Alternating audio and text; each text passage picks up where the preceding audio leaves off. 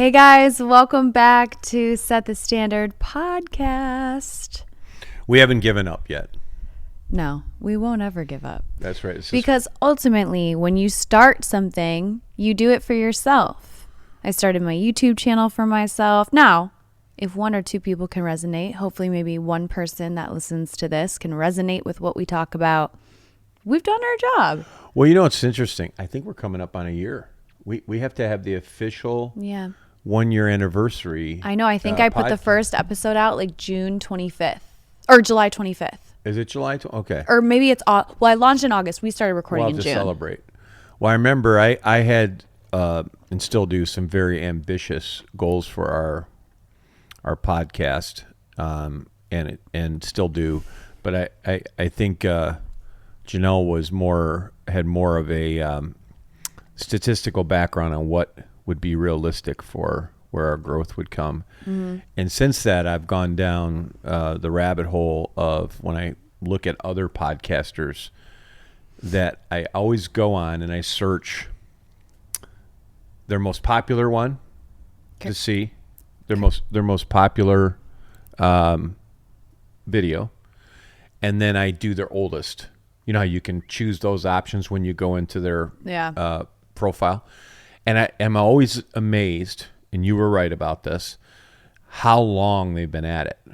I mean, 7 years, 10 years. And it's kind of funny when you think about that, like for me, for example, and I started thinking about when I started listening to podcasts. I mean, in a regular basis, I would say it was probably, I don't know, 16, 17, 18, maybe 2017. And I was listening to, actually Joe Rogan had on a podcast. He was talking about the history of podcasting. He definitely was a trailblazer with podcasting. He was. First one he did was he wasn't actually the guy that was the first podcaster. He used to be an old MTV DJ, or VJ they called him. And funny enough, Rogan gives him the credit. But point is, he was sitting in his room. At that point, Rogan had been successful on TV, had a couple of successful shows. He was a stand-up comedian. He goes, I didn't really think anything would come out of this. He goes, it was just me and this other guy, and we were able to do some things to start in my front room of the house I was renting in L.A. And, gosh, what year was it? 08?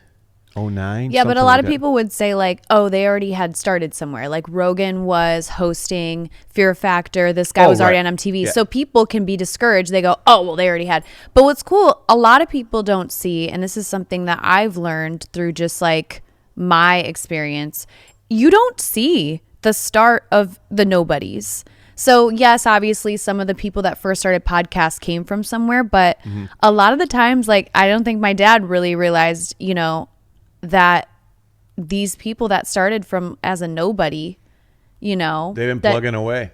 They've been plugging away. No one sees the grind. Right. But it's kind of cool because everyone just thinks you come out of nowhere, right? Well, I think what was also cool about, and I follow some like guys who are into doing, you know, tractor construction work, you know, just, you know, like we all have our favorite stuff we do, cars and what have you. Mm-hmm. And it's funny, this one guy that I really like to follow. In fact, I was just watching him a little while ago on YouTube. He doesn't have a podcast. He's just a YouTube guy. And my dad likes watching YouTube videos. Yeah, well, he's actually been at it for, I think, 7 years. Yeah. He has 350,000 subscribers. And this is just at the time he started it, he was just a guy. He had a regular job. He worked actually as a construction guy on big highway projects. Okay. So he was always into that. But then on the weekends, he would just he was the firewood guy. He'd cut firewood, and he just started filming himself cutting firewood. And now he's literally quit his job. Excuse me.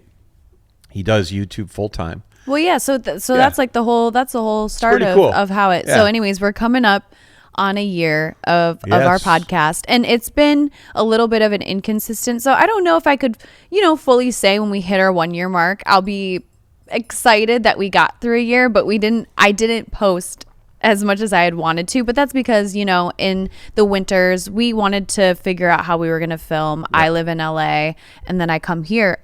The reason why we were so stacked with so much content last summer was I was here most of the summer last summer. I really enjoyed spending time in Michigan last summer. My dad and I were just talking. The Michigan summers, the Midwest summers are so great. Right now in LA, if you've never experienced the West Coast, specifically LA, what happens is when we're transitioning from winter to summer, because essentially our spring is weird. It's like we don't really get a spring. But when we're transitioning from winter to summer, the Pacific Ocean it's always so cold. It doesn't warm up like the Atlantic and like places around Florida. It is always so cold. However, in winter, it's specifically it's so cold. But because we're getting the warm summer air that's coming in and we're transitioning to summer and it's mixing with the winter cold ocean, like the ice cold ocean, it creates this marine layer that sits for almost half the day in LA. So it's called May gray, June gloom. Yeah. So right now we just went through May gray. It was great all of May, but only until like 12 p.m. and then it burns off. In June, it burns off around like 3. It's pretty gray all of June. So it's been nice. I've only been here like a day. I got here a day ago. It's been nice to see the sun pretty much like in the morning. Well, it was weird this morning. It was like 47 degrees, which I know that sounds cold.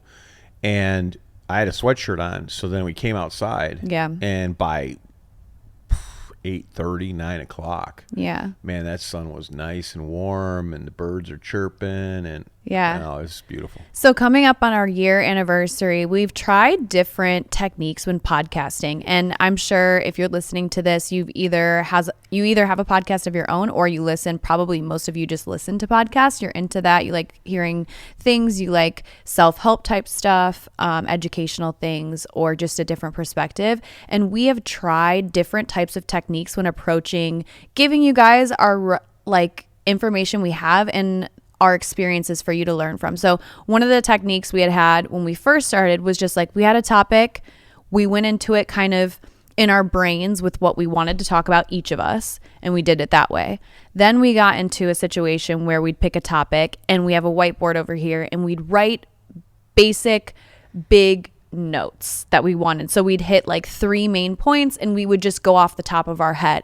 Then we got into this technique where we were writing out small notes underneath the big headline notes. And so we were doing it that way. So today I thought we would kind of get back into it in a sense where it's off the top of our mind. Some of my best conversations with my dad, obviously more personal conversations though, come just from me calling him up and I'm giving him a topic and he's giving perspective, experience, and advice all in one. And recently when I had a phone call with him about a couple things, I was like, you know what, this is a really good, sometimes he'll say phrases, he'll say things that I feel like sometimes the podcast doesn't get because we all go into this like not just always with our quick wit. Because we're thinking. Can I just add to that? I think we were wanting to avoid being overly rehearsed. Yeah. I'm not saying there's anything wrong with that. I think we hadn't been, but. Yeah, I think there's podcasts that you can tell are very structured and, they have framework and they stay in that box. And then there's folks that that just go off and talk. I always wonder, I think with Rogan sometimes, I think it's just a conversation that he's recording. Right. And I think that's part of the uniqueness. Mm-hmm. And when he has a guest in it, I mean, he does some research on that guest and the knowledge, and he may have notes. I never see him, but who knows? He might have a board facing the other wall. I bet he probably has a sentence or two of things he wants maybe to. Maybe someone saying something in his ear. Yeah. But anyway, so I think what we're trying to be is authentic. Yeah. I think that at the end of the day, in respect to my mother, Genelle's grandmother, when we talked about doing this, was just that she was loaded with wisdom, and it was a beautiful thing, and she was and nothing was ever rehearsed for her. No. When we would ask her stuff, she did not know unfiltered. She did not know what was coming. So I think my dad kind of has that. So this episode, I'm just going to be kind of having more of a conversation, not interview style, but kind of just asking my dad his thoughts on things that are very prevalent in what I see. And, you know, I have a lot of conversations like this with my friends and my boyfriend, and sometimes they don't have answers because they don't have the wisdom yet. So when I have these questions in my head, I can't really ask my peers because they don't have the wisdom, the knowledge, the experience just yet. So yeah, I'm just going to be kind of, there's a main topic around this, but my dad we'll probably just get into conversational stuff. Even this morning we had a really good conversation. Mm-hmm. So we were talking about relationships. I love talking about relationships just because it's something that I'm in and progressing in. Well, and we all experience. Yes. Everyone can relate to sure. the word relationship. So yes. So today I'm just going to ask my dad kind of why you think, and is this the first question? Yeah, this is the first question. Uh-oh, this is just, we're just going to get into it. I'm putting my thinking cap on. Why do you think so many men, and has it always been like this too? So let's take your knowledge from what you know from the 90s and the 80s when you got engaged and were getting married. Yes. Nowadays, there are tons of women that ultimatum their boyfriends into getting married. And my question to you and my question to just the world, I guess, why do you think if a man is either living or has been dating a woman, maybe he doesn't live with her, for a long period of time, let's say a few years, what would be if he's not, now I get it, if you're dating other people and you have agreed that everyone's seeing everyone, I can see why a man would not want to get married because he's dating other people and he's not sure about one. But if I'm talking about the men that are in relationships with women for, let's just say, once you're in your late 20s, 2 or 3, 4 years, and the woman feels like she has to ultimatum her boyfriend into getting a ring, why do you think a man... To get married. Yes. Yeah. Why do you think that men are never ultimatuming a woman for the most part? You may hear a story here and there. There's always an exception to the rule. Yeah. But why do you think you hear so often the woman wants to be married and the guy's like, okay, even though he's only dating her, he's only been seeing her, from what we know, obviously people do cheat, but let's just say he has. Why do you think that is?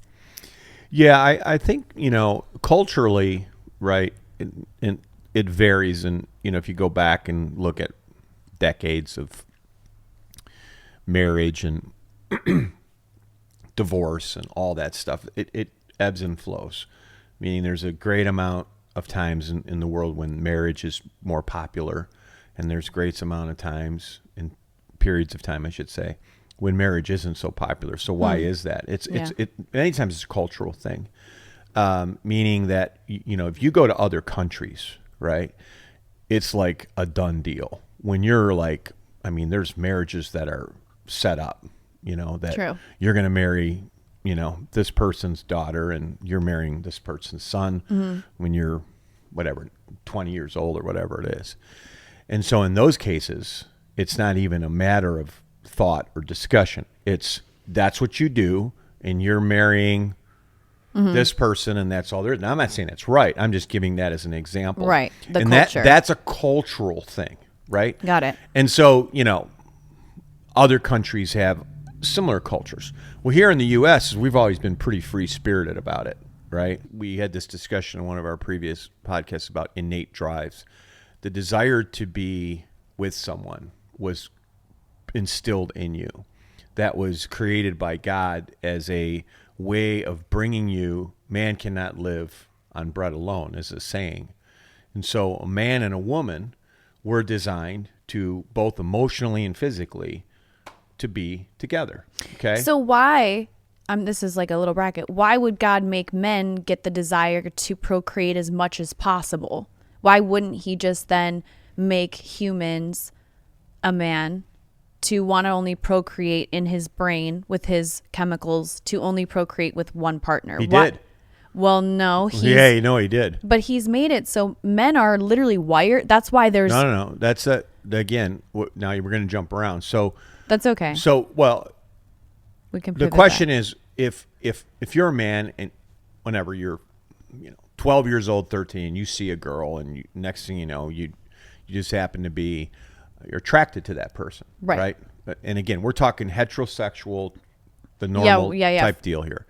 And so, well, that's because that's only our perspective. Well, but so you see that, and there's a reaction you have, and similarly, young girl sees a cute boy or whatever, there's that same thing. Sometimes it happens when you're like 5. Yeah, whatever, you get the point. I do. And you can probably relate to that in some way. I can tell you stories. I remember being in grade school where, this one girl was the one everyone talked about. I still remember her name. Around the time then you're in a position to start dating, let's assume you're 16.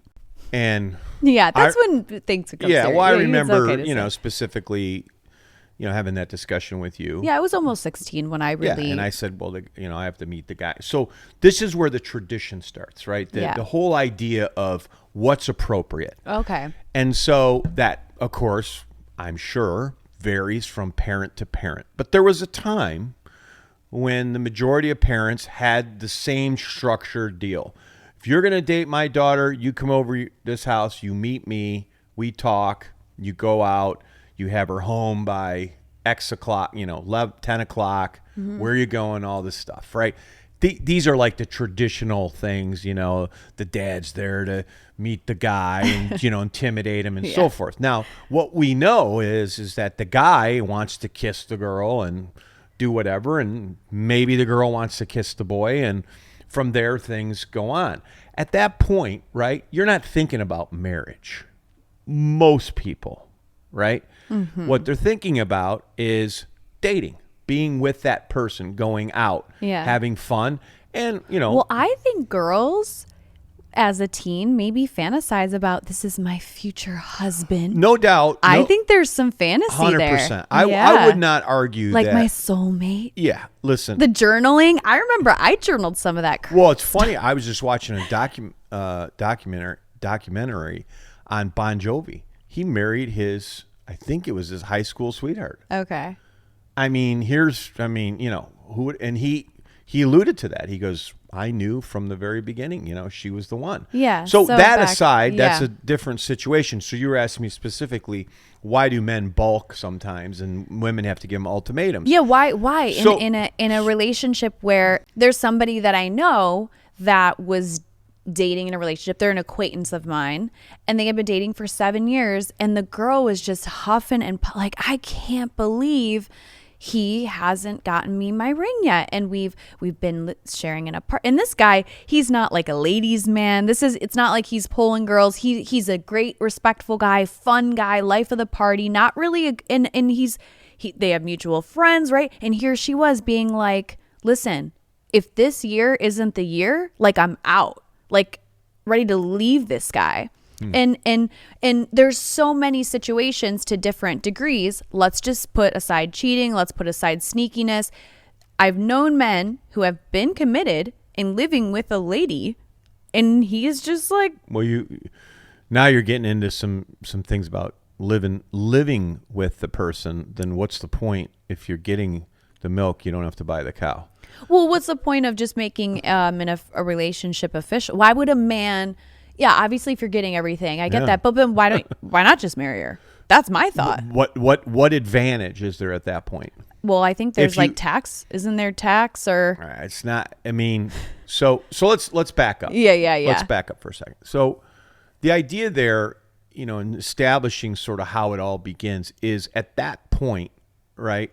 So then you go through your high school years, and then what happens? People go off to college, people go to work, and so forth. So now their world gets bigger. They have a bigger perspective on things. Potentially, they maybe were dating someone in high school, and they're kind of like, I'm going off to college. I want to go date other people, or what all this stuff happens. So what people want to do at that stage, not everyone, and we're not getting into percentages here, but just enough to get to your point, is they go out and they go to college, and what do they do for 4 years? They party and have fun and experience lots of different datings and people and sex, I'm sure, and all that stuff. And so now they're 22, 23, 24, and then what are they doing next? They're starting their career, right? Then they start making money, and all these things happen, right? So now all of a sudden, whether they maintained a relationship since high school, probably small percentage, or met someone in college, which happens quite often, right? A lot of people meet in college and go off and get married. But I think what happens is we become very selfish. Just getting to the point now. Yeah. And while we're still dealing with our own self-centeredness on what we want out of life and all this stuff, now we bring in this other person who potentially could also be self-centered and selfish. I think it comes from men, though. My question was more pointed towards men. And I'll agree with that. It's definitely more men than women. I think in today's culture, things have changed to the degree that men are definitely more selfish. I think I'm going to even put in there social media and all that. They see so many girls on social media. I think we've talked about the porn situation. I think there's a lot of stuff that has really polluted someone's mind. And the idea of, quote, being with one woman for the rest of your life is almost turned into a negative versus a positive. And what I mean by that is there was a time when getting married and having a family was like the ultimate thing to do. It was like, you looked like you achieved. You know what I mean? You worked to get the house, you know. Now I'm not saying right or wrong. I mean, I believe in the, marriage, but what I'm saying is culturally, that was what you did, right? That's why when you were 18, 19, 20, you were working at the local, sawmill or factory or whatever. You got married, you had your wife, you had the kids, you came home, had dinner together, kids went off to bed, so on and so forth. There was a show when I was a kid growing up, it's called Leave It to Beaver. And it's called The Beaver Family was this perfect little family. There was three kids, I believe it was 3. And the mother and the father and the dad went off to work and came home, and the mom was there baking the cake and all. This was what was on TV, right? So what's happened now, culturally, we've moved away from that. There's a lot going on in our culture, no doubt. Everyone here, if you're buying what I'm laying down here or not. But still, how come culturally women still, not all women, obviously there's more free spirit, but women still want to be married? Well, I think I would agree. It's not, I think the percentage is lower. I think feminism has changed things. I get that, but for men. Most of my friends that I have want to be married. Most of the guy friends I know don't want to be. Well, so and I just think that men feel, and again, this isn't my personal feeling. I'm just thinking about it from guys your age or whatever. I just think they feel like they want more options. They don't want to commit to one person. They're not seeing the value in it. They're not putting value in it themselves. You just said something. Right. The value in like what? Okay, so I'm going to get married. Then what? So wait. Let me say something off of that. My dad just said something. I've been watching a few podcasts, and they say women are born with value. Automatically, you can create life. You are the life source. Now, granted, you need a man, or not even a man. You need a sperm donor. Well, that's only in the recent decades. You could before right. But I'm just talking now because I'm talking about now and all this stuff. So they say no matter what, a woman is born with value. You need a woman's womb to make human life. We don't do the whole incubation in like a tube somewhere and then a human comes out of the tube. You need a woman.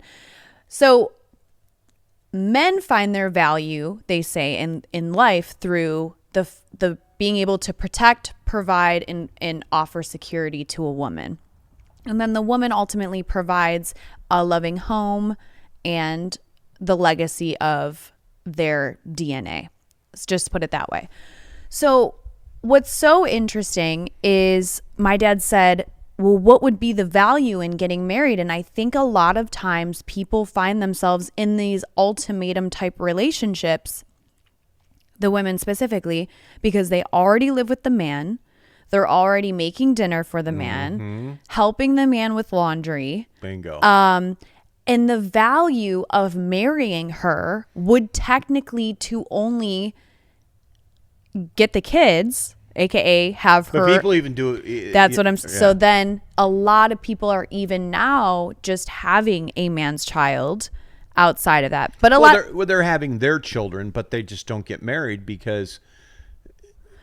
So, but I'm also having half of someone else's child. I am not just having my own. Having my own would be getting a sperm donor where I was like, okay, this guy was 6'3". Which people do that. Yeah, I could easily go and I could be like, I want a beautiful man who's 6'3", blue eyes, came from a PhD education, and I could pay a pretty dollar, and I could have my own child not tied to any person. I don't even have to have any association with another human man if I wanted to, but I could make my own family.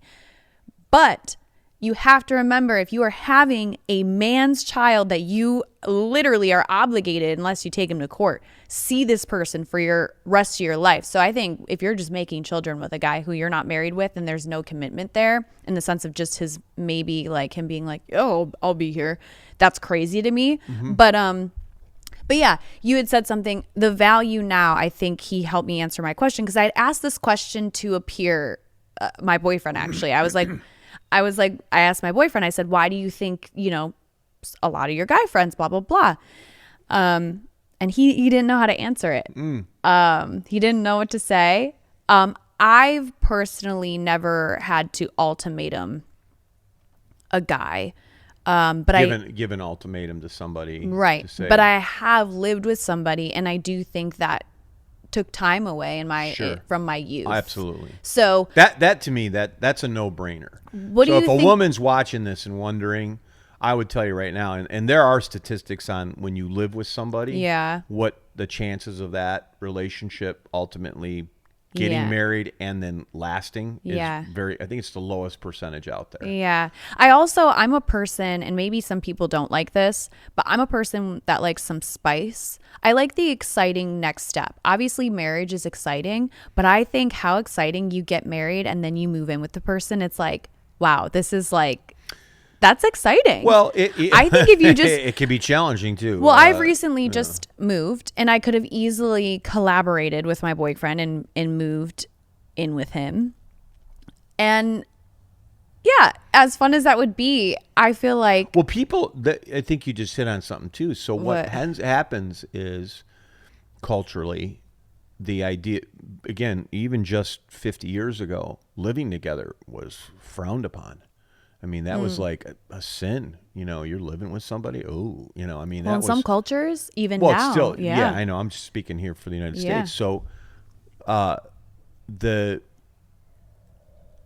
what's happened is, and especially now, one of our last podcasts, we talked about the economy and inflation and so forth. People are doing it sort of as almost a business transaction.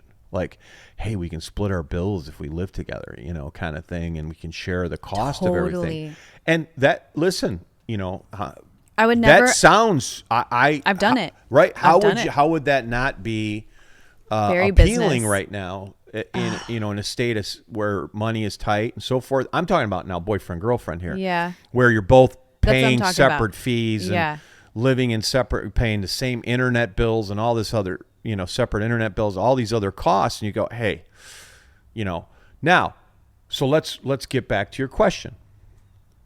If I'm a woman and I'm concerned about getting a commitment from this man, number one, I believe you should have, depending on where you're at in your life, if you're dating to find the person you want to marry, those are different intentions.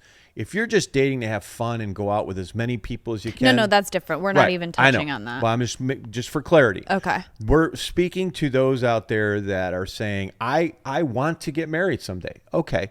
So the best thing you can do for yourself is set some framework around what does that look like. Now, I'm not saying it turns into a business transaction, but let's just say, and we've all gone through this. You meet someone, sparks fly, you like this individual, next thing you know, you're in a dating frenzy, right? You're going out all the time, and the more you see the person, you're not picking up anything too weird, just little quirky stuff, but man, overall, they're this, they meet your criteria on both sides and so forth. It's moving pretty fast and so forth. Somewhere in there, whether it's 3 months, 6 months, 9 months, depending on your age and so forth, let's just say late 20s, early 30s, that's a discussion. So what's your thoughts on marriage? Now, if if you ask someone that question after, say, 6 months of dating, and again, you've been dating this person solo, just this person, go as far as you know, you've committed to dating each other, and you've been going out for a while and so forth. And because I want to give perspective to your question, and you say, as a woman, you say to the man, hey, what's your, you've learned about their past dates. They maybe were in a long-term relationship, all this baloney stuff. And now you ask them, well, and the person, well, I don't ever want to get married. Ooh. All right. So, well, okay. Well, I don't think people get that straight shooter answer. Okay, I just threw it out there. But I think they get. Yeah, I said that. I said that at one point. Well, but you had post-divorce. Been married. That's right. But I'm just saying there's probably some young guys. Yeah. That are in their late 20s, early 30s. They don't want to get married. But I think most of them go, yeah, one day. Well, you encountered people who were like, oh, I want like 3 or 4 in my quiver of girls to date. But I also got a lot that was like, yeah, I want to get married one day. Well, okay, so let's not digress yet down that path. But here it is. So remember, a lot of men give these very let's say they like the girl and they don't want to lose her. They're not going to be what like, does like mean? Well, like so often we're having sex. I like you. Okay. Well, no. So often I find my girlfriends will be like, yeah, he told me he's only talking to me and he's not, I don't, guys to be like straight up, like to lose a girl that they potentially could lose as a sex partner because they say, I never agree to marriage. I just said that's just one comment. Okay. So if the comment then is, you have that discussion, it's 6 months into the relationship. And yeah, I definitely want to get married someday. Okay. That's pretty, well, it's good. Yeah, what do you do with that? But it's pretty vague. So what do you do with that? Say, well, like now this can go both ways because now if you start pressuring them, well, like, are you thinking in the next year or 2 or 3? You don't, right? You just say, well, like what are your thoughts? I mean, is that something that, then that you have that whole discussion about family and then about their family and that they had their mom and dad were married, divorced, had children. That all that starts mixing in this cocktail of how they think and believe on this stuff, right? Mm-hmm. So this is where you start as a person, woman in this case, you start going, okay, I mean, I'm getting a sense this person, you could even say, do you believe in the whole, do you believe in marriage? Is that something you believe? Yeah, 100%. I think, people getting married, it's important to say, all right, well, there you go. All right. Now you start dating, you're going on and on, you're dating. So now a year or so goes by. Yeah. And then there probably are more conversations in there, but now it starts. Now, again, let's assume you're 20 some years old, late 20s, and your career's doing pretty good. Both people, hopefully, are moving forward in their career because that changes things. We just had an experience like that in our family where one person is all set in their career and doing great and so forth, and they're ready to get married and have a family and do things. And they started dating someone who still has a lot of unfinished business in terms of careers and all kinds of stuff. Yeah. And so they were trying to make this thing work, but it looked like one person wouldn't even be in a position to be married for years to come. And the other person's like, not that they want to rush down the aisle tomorrow, but getting there. Yeah, because they're, 30s and they want to start moving in that direction. So let's say both careers are doing good. So if you have all that and then you're having these conversations, say now in a year, it's like, so, it becomes, there's always going to be potentially someone who's ready to get married before someone else, usually. Okay. And that doesn't mean it's like, 80-20 or anything like that. It could be just this idea. And what every woman wants, right, is to be, and man, but this specific to a woman, wants to be in love, fall in love, be in love, and then have the magical moment of being proposed and, the specialness of it all and the romance behind it and the man just, bowing on his knee and asking the woman to marry him and that whole image of being a princess and all that stuff is still totally very alive in our culture today, is. Which is interesting, right? Yes. Considering all this feminism and all this other stuff, most women still want all of that to right? Yeah. Now, what's happened, I think, and there's plenty of men that still believe in that as well. And but what's happened, I think, is there's less of that because men have been turned off by some of the way women, feminism and so forth. Mm-hmm. And I'm not the first one to say this, by the way. I'm not some old guy that just is trying to turn feminism into the problem of the world. But it has created some of that, right? Because we are different. That's how God created us different. There is a role that a man plays and there's a role that a woman plays. Mm-hmm. And in the case of courting and dating and all that, the man does court the woman. He buys flowers for the woman. He opens doors for the woman. Do you think a relationship would still work if a woman was courting a man? Let's say she approached him at the bar, she chased him, she asked him out on dates, and she took care of him. That's a cultural shift, Do you think that could work? Anything can work. I mean, we see that in our society. I guess going back to like if you had a woman that chased you and hunted you down and just wanted to do everything for you, don't lift a finger, you're my prince, would you like that? Well, you still have to love and want to be with that person. Yeah. Well, I know, but you just never had to work. It shouldn't be a business transaction. You know what I'm saying? It's got to. So back to your question.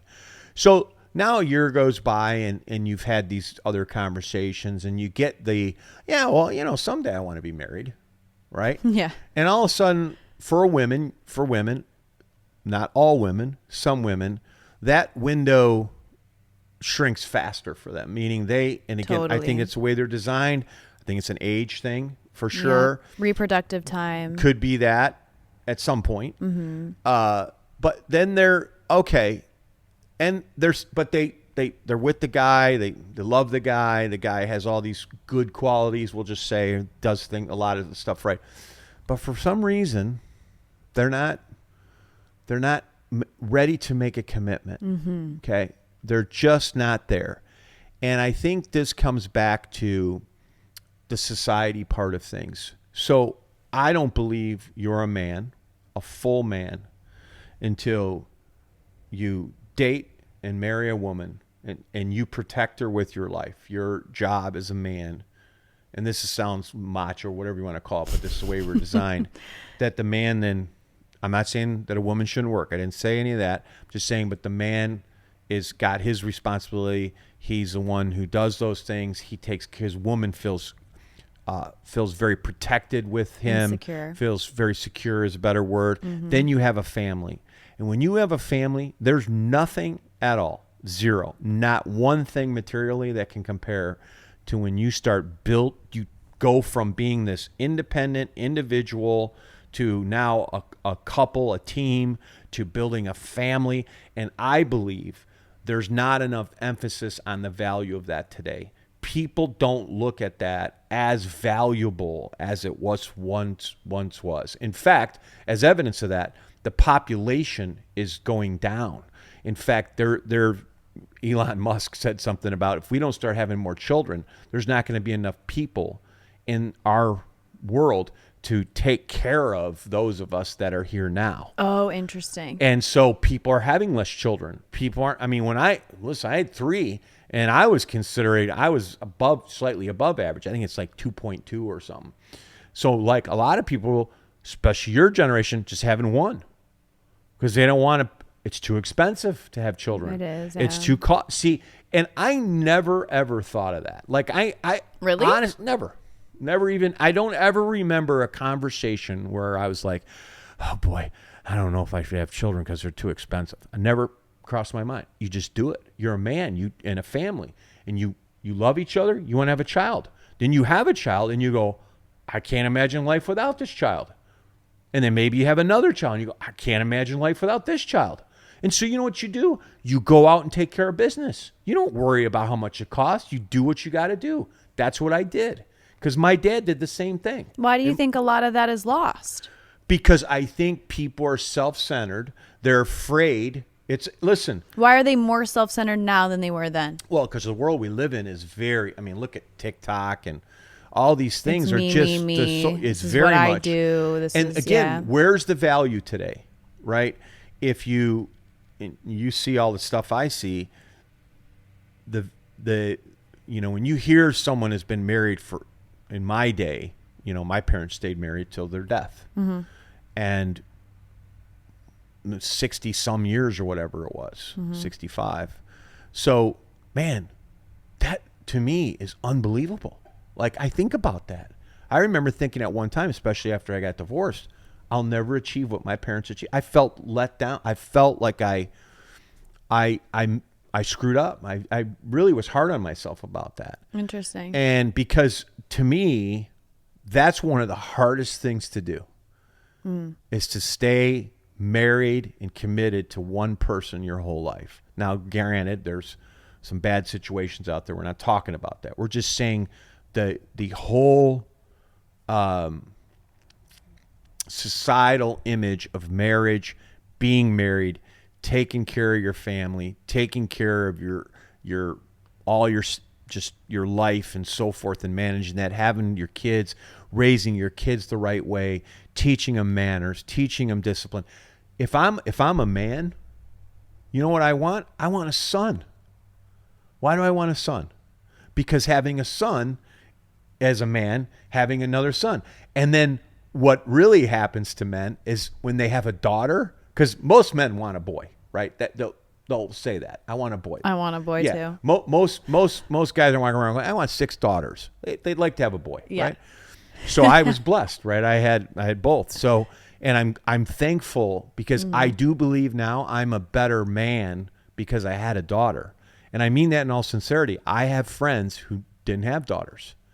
And there's a difference. Yeah. There really is. Sure. It's a different deal. Now, I'm not saying have 10 kids until you have the right mix, but I believe that's why one child doesn't count, in my opinion. I'm going to get some hate mail for that, because 2 children do 2 things. It teaches the parents how to deal with 2 kids and their interaction, but it also teaches you as a child how to share, how to deal with in your case, a brother, and all that goes with him, and taking your toys, and all those things get totally missed when you have your only child. Unless you have like cousins you're raised with or something. I'm not trying to pick on that idea. I'm just saying, there's some comedians out there that have some really good stuff about that. So shout out. What's the one comedian we just saw that talked about the kids in Disney? Sebastian Mansacola or something. Yeah, he was great. But I want to pick on something you said. It's hard. These things that we're talking about, you just said, a marriage like that, being committed for a lifetime, is super, super, super hard. I don't think people nowadays want something super hard. You know why? That's right. Well, do you know why? I think, this is my opinion, I think because everything is so much more accessible. Social media makes things easier. It gives you that dopamine hit. It gives you that satisfaction, right? Like, sometimes you'll see videos on Instagram and it's like people are like organizing something. Why do you think people are fat? More. Why is obesity? I think the food's bad. Well, okay. I don't think it's as fresh. Well, that's one reason. But why is obesity a problem in our world today? Because there's addictive stuff in it that makes your dopamine. People don't want to do the work. I think it's the food. No, I disagree. I think you have options. Well, that's a separate pot. But what it goes back to, you said something. Mm-hmm. If it's worth doing, it's going to be hard. Anything in life that's worth doing is going to be hard. You call it the school of hard knocks. If it was all so easy, if it was just everything's fluffy and easy, it's just not realistic. You don't live in a world that's designed that way. As good as we have it here in America, thank God we do. Man, we were just talking about it. Life is tough. There's a lot of hard things you got to deal with. Here's one last point, though, why someone might not commit. A man. I think divorce. I think it's possible. I think it's more financial. No. You haven't really touched too much financial. Well, I'll come back to that. But I'm meaning they saw their parents get divorced. I think there's more of that today that plays a role. I didn't have to deal with that. In fact, divorce I didn't really know anybody. I think like an uncle that I had who got divorced. But other than that, I didn't know many people as a kid. So divorce was sort of like it was almost like rare and just bad. Well, now the divorce rates are pretty high. So your generation has dealt, how many people do you encounter guys that you've dated or girls that you know whose parents are divorced? Would you say a lot? Mm-hmm. Most of them, right? Yeah. So that plays in the back of your mind too, this idea, well, gosh, I don't know if I want to get married because I don't want to get divorced. Well, when you think that way, that's starting off in a negative way. Mm-hmm. So I think you've got that going on as well. What and about I do also, the finances. What about also, the idea of finances? When you're dating somebody and you're splitting the bills, I know a ton of people that are dating and they're splitting the rent. They're splitting, you go get So they're groceries. living together. Yep. Okay. I think, and I've been here before too, I think when a man gets married, I think he might feel like it's going to be lame if his wife is paying half the bills too. I think there's this stigma too. Yep. When you're married, sure, I think ego. because when you're dating, you got your girlfriend. Oh, we'll split rent. We're dating. We're whatever. It's a good one.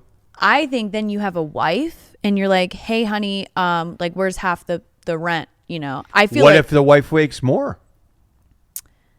How does that play into it? Maybe a guy doesn't want to commit because the woman makes more than he does. Makes more. Makes more. Yeah.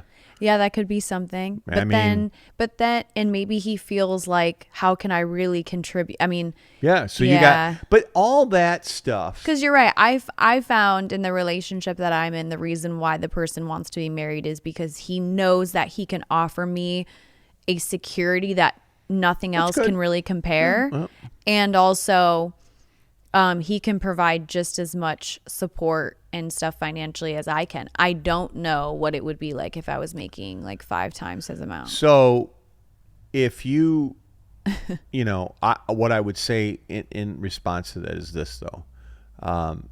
When I got married first time, I didn't have really much of any. But you were paying for her school and stuff. You were contributing to her. What I'm trying to say is part of building your relationship and building a life together is building your life together, right? Mm-hmm. It doesn't matter. Now you're in a different situation because you're older. Right. And a lot of people are watching this. They're probably in their mid-20s. So they've probably created, 20s. Hopefully have achieved some level. And I don't want to just say success in money, just career. They're in a career. Maybe they love what they do, regardless of how much money it pays. That's where you have to start to unwind the thinking about his, mine, ours, type of deal. When you come together, it's a pool.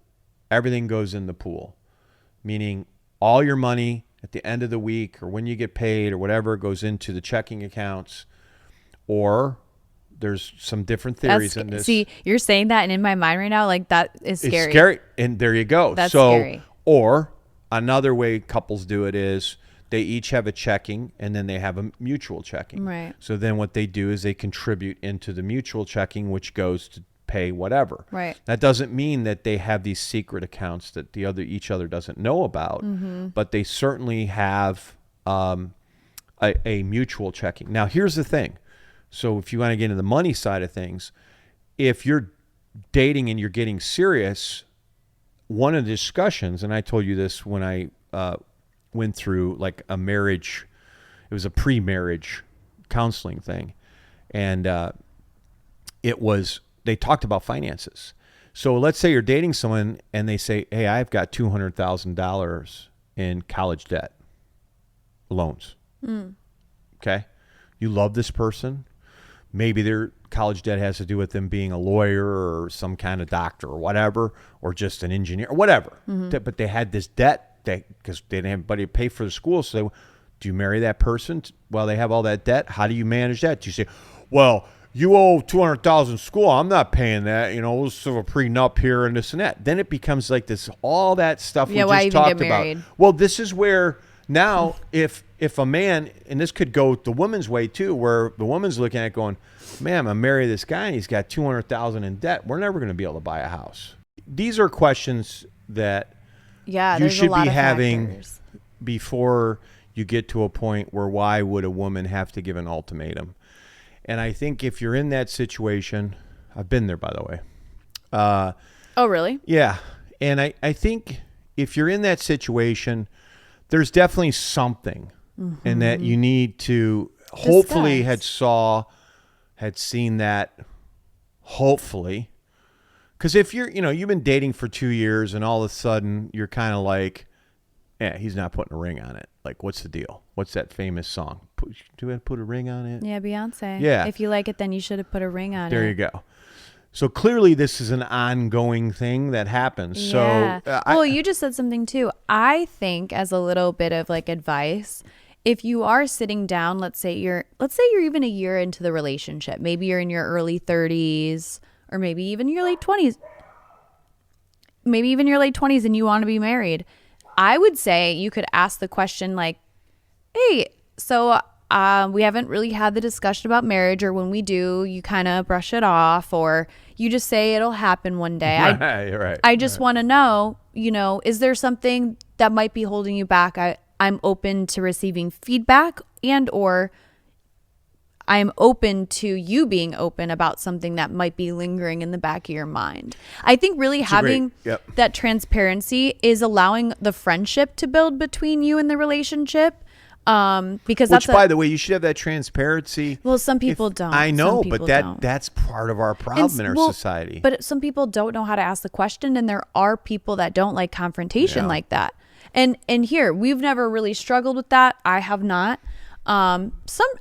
Little bits, but nothing crazy. But I do know a lot of people that really, I'll ask, my girlfriend, I go, did you ask him blah, blah, blah, this question, and very direct, whatever. She goes, well, no, I didn't want to be too much. You know what I mean? There's always that fear of, and I get it. I've been too, where I don't want to be a bother to somebody, that I love. And I don't like to also put pressure on people that I feel maybe, don't want something. We're not talking about people, though. We're talking about... Well, I'm talking about best friends. I'm talking about that's partners. Different. But when we talk about the person that you're... wanting to marry? That you're serious enough and feel in love enough to want to marry, why can't you have the conversation? I'll quick story, and then we'll wrap this up. So I knew an individual who was getting ready to marry somebody, and this person had credit card debt. One of the people had credit card debt, and they were older. They weren't like this was like some 20-year-old. Oh, okay. This is people that were old enough to know better. Let's put it that way. So, but here's what happened, and it was the man who had the credit card debt. So he said to this woman, he goes, "I want to marry you, but I feel I would be irresponsible to marry you until I get my act together financially." Mm-hmm. And worked hard and did so, and on they went. And what was cool about it was the other person wasn't like, "Oh boy, you got debt, I'm out of here." So you have to have those conversations, because guess what happens when you get married? Those conversations don't go away. Yeah. You're going to be talking about your children, about the children's school, the children's health, the children this, one day when they're older, who they're going to date, all these things. Mm-hmm. So the better you are at having conversations, we should just do a cast on negotiating as a husband and wife, mm-hmm. because it's a constant communication, throwdown. I mean, it is. You're always, I mean, it's amazing. Like when you, again, that's part of it. Mm-hmm. I'll leave it for the next. Yeah, that was good. Okay, cool. Well, I hope you guys got some perspective, maybe got some advice, and maybe it allowed you just to think about what you want. Maybe you are the person that is like, I'm dating this person and I don't want to marry. Maybe just like analyze that internally. So if that question does pop up, you know how to approach it. I also just think I like this question too, because I have girlfriends and friends, mm-hmm. or even guy friends like around, my boyfriend and I, that are definitely in this position. They're getting married. One of the girlfriend wants to be married, but he hasn't proposed. It's been 6 years, or maybe 6 years. Or maybe I have a girlfriend that's been dating a guy for 4 years on and off, and she's waiting for the next step. And you know what I mean? There's so much of this. So I hope you guys gained some sort of perspective. Mm-hmm. Thank you guys for always listening, like and subscribe, and we'll see you guys in our next episode. Thanks for joining. Bye.